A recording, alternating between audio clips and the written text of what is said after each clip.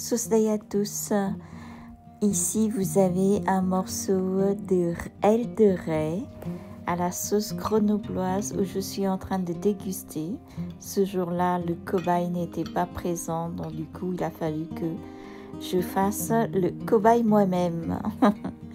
En fait, je suis allée au marché le dimanche dernier, comme je vous ai montré, et j'ai pris un gros morceau de aile de raie. J'ai trouvé que aile de raie ce jour-là était magnifique. Du coup, j'ai fait aile de raie grillée à la sauce grenobloise. Ici, je commence à préparer les ingrédients. J'ai coupé des feuilles de persil plat. Ensuite, j'ai levé un suprême de citron vert.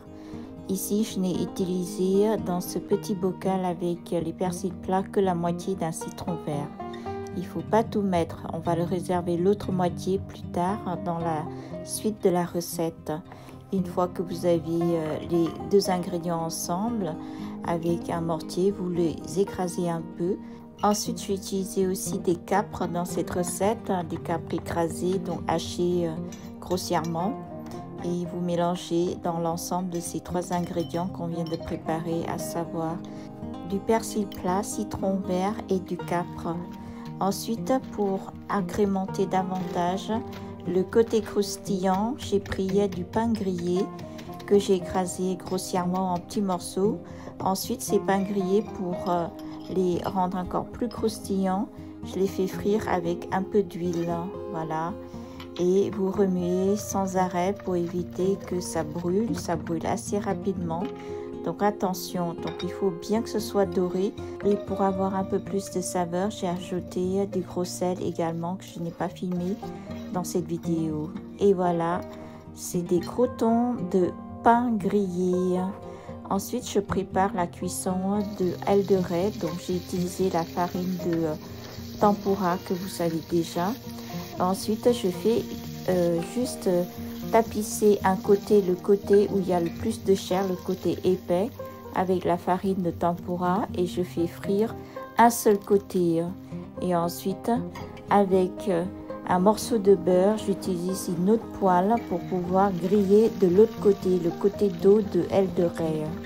Le côté dos, c'est le côté où il y a le moins de chair, et le côté face, c'est le côté où il y a le plus de chair à manger. Donc je fais ma première cuisson sur le côté épais et je termine l'autre côté avec le beurre, avec la friture du beurre. Et bien entendu, il faut faire attention ce beurre. Pourquoi? Parce qu'on va l'utiliser pour rajouter dans la sauce grenobloise. Ici, il faut sans cesse arroser le beurre sur le morceau de aile de raie, parce que en fait je voudrais que ce soit absolument très croustillant.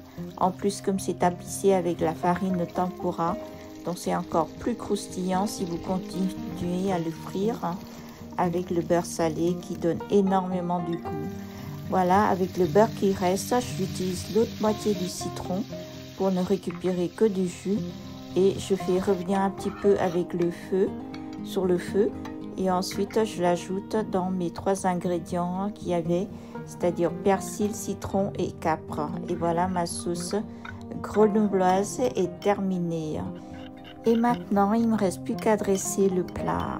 Alors, le dressage, je ne sais pas vous, mais moi je fais avec les moyens du bord. Donc, j'ai une grosse assiette que j'ai présenté l'aile de raie de cette façon.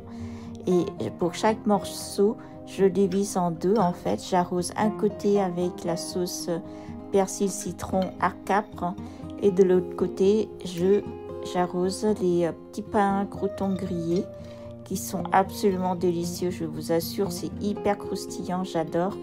Et d'ailleurs, je vais en faire très souvent pour arroser dans les salades, parce que je trouve vraiment que ça donne un côté croustillant qui est absolument... Moi, j'adore toujours les produits très croustillants. Ensuite, je l'arrose du poivre de compote comme toujours. Et voilà, mon plat aile de raie à la sauce grenobloise est terminé. Alors, ça vous donne pas envie? En fait, le côté croustillant du croûton de pain, là, c'est absolument délicieux. J'adore. C'est la première fois que je réalise cette recette et je peux vous assurer qu'elle est vraiment délicieuse. Elle n'est pas très compliquée à faire. Elle met un peu de temps à la préparation, mais ça vaut vraiment le coup d'essayer.